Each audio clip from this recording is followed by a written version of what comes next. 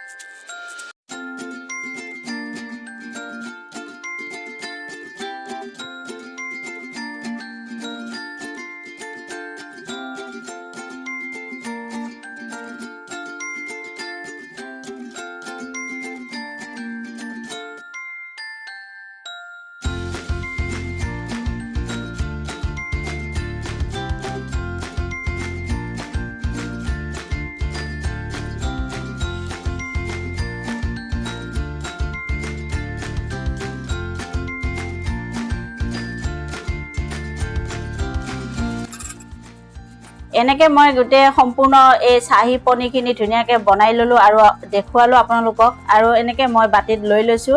এতিয়া মই ইয়াত এনেকে গাখীৰৰ সৰ দিম গাখীৰৰ সৰ দিলে মানে আৰু ধুনিয়া খাবলৈ ভাল হয় টেষ্টি হয় তাৰ কাৰণে মই এনেকে অকনমান গাখীৰৰ সৰ দি আছো আৰু দেখাটো ধুনিয়া হয়